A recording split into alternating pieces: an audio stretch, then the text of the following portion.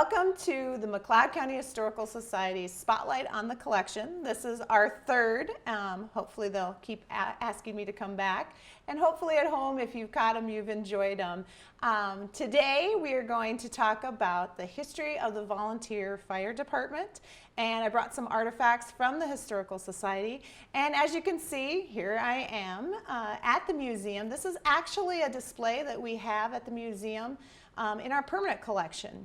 Now, permanent at the museum means 7 to 10 years. We try to keep these large-scale displays up in the historical gallery. But there's another reason why I'm showing this to you today, and that is because our theme for 2016 is the history of the volunteer fire departments of Mcleod County. Now, if you are a member of the Historical Society, thank you, first off, for being a supporter. But if you haven't become a member yet, you might not know about our annual focus or historic themes. And these historic themes that we do each year is just a way for us to kind of break down this huge history that we have our mission to preserve and share with all of you guys out there. So how do you educate people on the history of an entire county? Well, that can be very daunting. So this is why we have invented the historical theme. Now last year, like I said, if you're a member, you probably enjoyed some programs and saw some displays that focused on the country schools in Mcleod County. And that was just really a great way for us as a historical society to collect personal stories, information, and artifacts that folks like you had in your collections at home and brought into us. So thank you if you did that.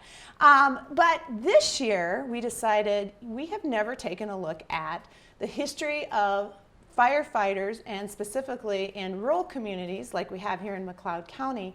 How did they develop? How did they grow into what they are today? So we're hoping that we will, dig a little deeper into this part of Mcleod County's history, discover things that we didn't know before, and maybe you can share your stories that you have. And also, we would love it if you have an artifact or a family piece that you would be willing to donate to the museum to help educate people and help with our theme for this year. We welcome you to give us a call, 587-2109, or drop us an email, info@mcleodhistory.org. Or better yet, come on into the museum. We love to have people come in and take a tour, visit, and let us know about your history. So that's why I am here in the firefighters display. And these are some very early pieces that we have at the Historical Society. Over here on this side, we have a 1909 Plato Fire Department piece, and it is actually a chemical piece that was used by the Plato Fire Department, all drawn by horse or by hand. And then on other side here we have a hand-drawn chemical fire extinguisher. That was also used by the Brownton Fire Department, also drawn by horse or by hand. And these pieces have been on display at the museum for a long time and donated by those communities for us to preserve and make available for Mcleod County residents to come and learn about their fire departments. And when we take a look at these overall themes, one of the things we like to do is first give you a bit of broader context. And so one of the things that we have been looking at and researching is how did these develop specifically in the United States? We typically have been, from early on, peoples who have banded together and had different groups that have helped to aid people in need. So someone has a fire, volunteer fire departments come out and they help. So looking back in the history, New Amsterdam colonies, even before America was America, these early colonies, of course, had to deal with fires. And the colony's first firefighting system was actually established in 1647. So it goes back a little ways. So yeah, whenever I get into these themes, I never realize just how much it really entails until we start digging into it. But it's always exciting to learn more. So these fire wardens, as they were called, inspected houses and chimneys. So they'd actually come into your home to try to find any potential hazards. And an 8-man team called a rattle watch patrolled the streets at night. And when a fire was detected, they shook wooden rattles to alert townspeople. And by 1711, the concerned Americans formed the so-called mutual fire societies, and there was approximately 20 members each. And when fire struck a society member, other members rushed for assistance. And we see this in the early history here in our area too. A lot of these needs that for fire protection, of course, everybody used fire. You used it to light your homes a lot of times. You used it to warm and cook with. So there was always this danger. And like I was saying, all of these early dangers that could happen, there was no safety net. There was no community fire departments. There was nothing that you could rely on. So insurance companies were developed. And these were more like societies, people who banded together to ensure that if something happened, tragedy struck, and you had a fire at your home or on your farm, there would be somebody there to help you out. The very first water pumping engines were imported to New York in the 1730s. And in 1736, Benjamin Franklin founded the first American volunteer fire company in Philadelphia. Such companies were soon organized in other colonies. And along those who served as volunteer firefighters were George Washington, Alexander Hamilton, John Hancock, Samuel Adams, and Paul Revere. So, hey, volunteer firefighters out there, you're in pretty good company, I'd say. So, we will flash forward just a little bit here. And in the early days of the fire service, fire departments were more or less social groups. And they were social organizations in local and rural communities, and being as such, they accepted members. And so when you became a member of the Firefighters Association or the Volunteer Fire Department, it was almost like social status. You were being accepted into an exclusive group. And this was at a time when a lot of social groups were very prominent and did a lot of social good in the communities, where maybe now today some government programs do this. So we're talking about the Odd Fellows organization, the Masons. So belonging to the Firefighters Association in your community was along the lines of being a part of like the Masons or something like that. So it had some status to it. The monies that were used and collected by people who were members then helped to fund these organizations, and they were obtained mainly through what they called insurance companies. So they would form this company, but it would also be run by an organization or a group. They also would issue, in many places, little signs that you could post at your house, your business, or on your farm that said, "I am a member and I have paid. So if I have a fire, please come and you will get reimbursed or paid for helping." And unfortunately, this kind of led to a negative reputation in some larger communities, because if you hadn't paid for that and you didn't have that little sign, no one would come help you. Or at least help was maybe a little more scarce. There wasn't the incentive, unfortunately, because you hadn't bought in and you weren't a member. So yeah, membership has its privileges, I guess. By the 1850s and the 1860s, the reputation, like I said, of firefighters kind of hit an all-time low. And there was starting to be even accusations of, just inefficiencies, bias, monies maybe being exchanged or stolen. But I'm sure none of that has happened in Mcleod County. So, this is out east in those big cities. But for the most part, though, when we look at the history in Mcleod County, there are a lot of similarities to this early history out east. And one of the biggest ones is that it was a social status to be a part of this, and it was a very well organized social group that you could belong to. And one of the pictures that we'll show you here is of Antone Zimmerman.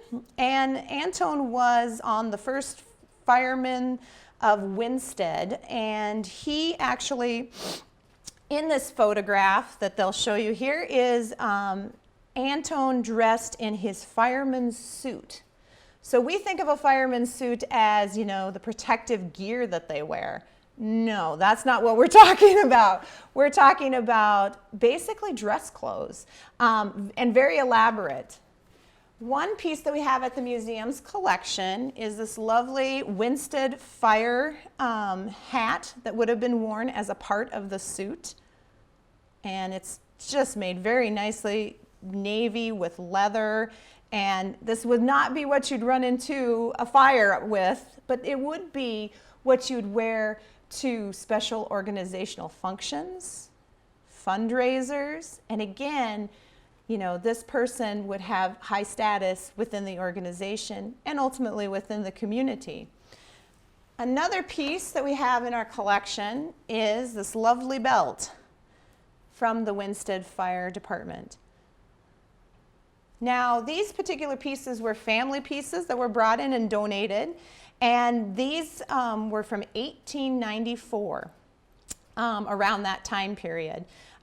Probably into the 1900s may have been used, and they were worn by Antone Zimmerman, but also too sometimes these pieces were handed down as family members would join. We don't know that in this case, but a lot of times you would see, you know, if I was a member of the Firefighter Association, then my sons would become members as well.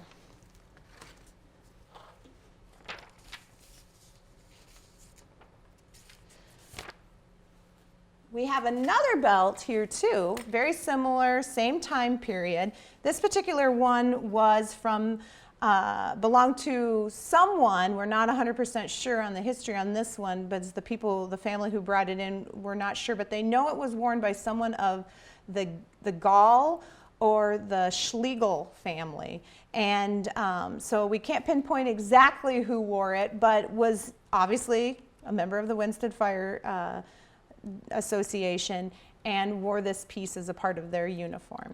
We don't have a full uniform, but hey, if you guys somewhere out there do, let us know, because that would be great to show exactly that full regalia uniform that was worn.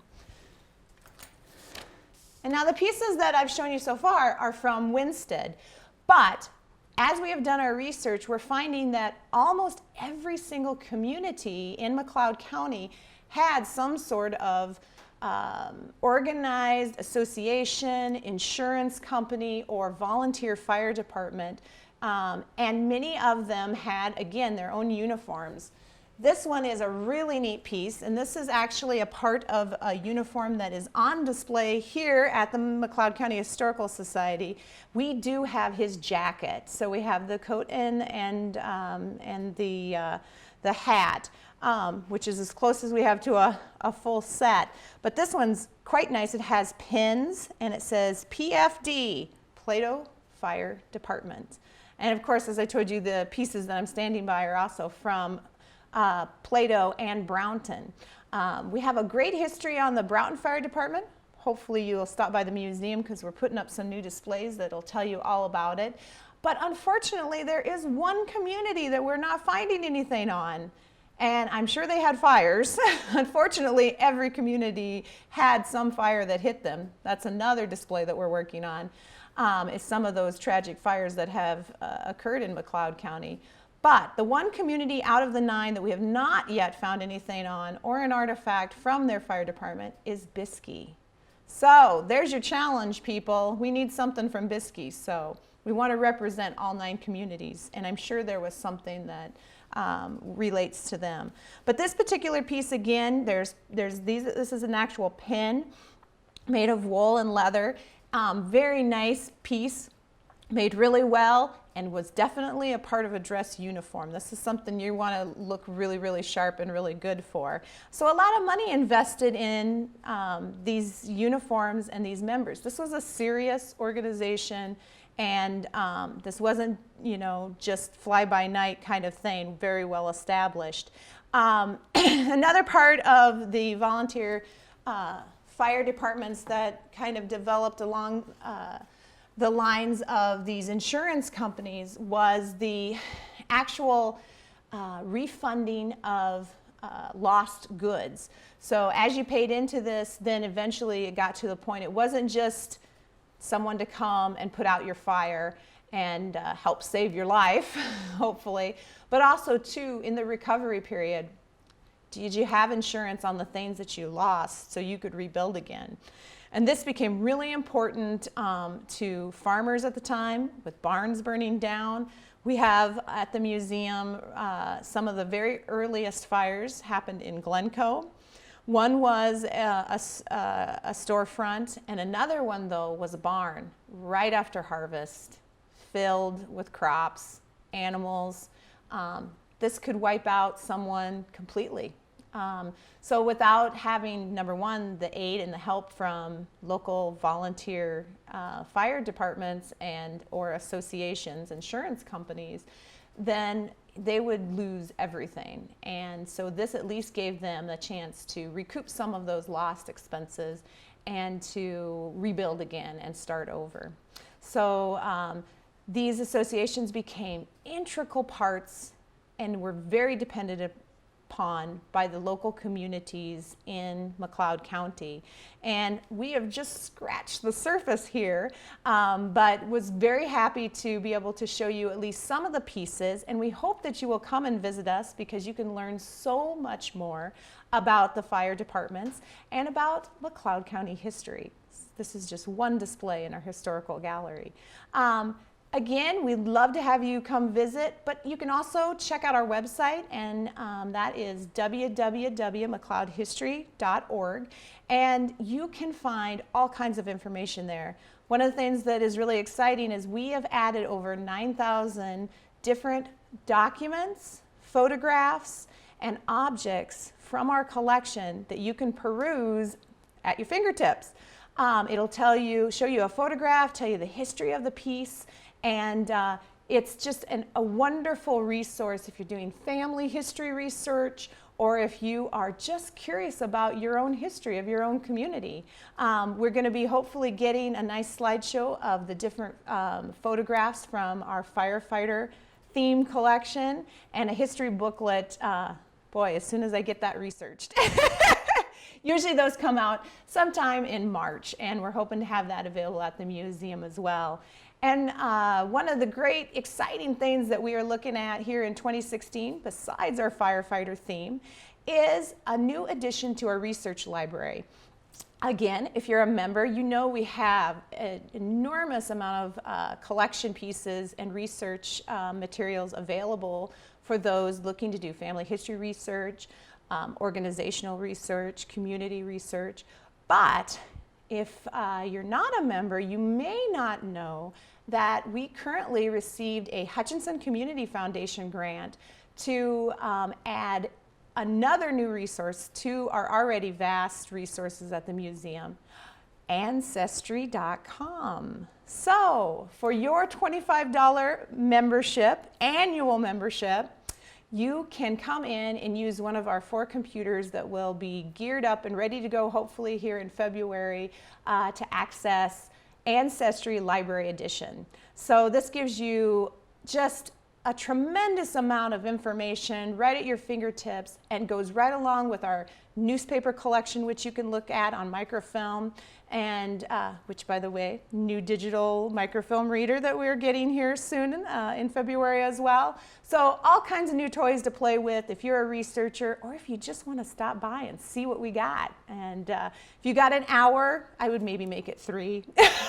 because once you start looking, the time flies by. So come visit us. We are at the intersection of School Road and Highway 7, right across from Burger King. Everybody knows where that's at. Or give us a call or check out the website and become a member, because that's how we can continue to preserve Mcleod County history.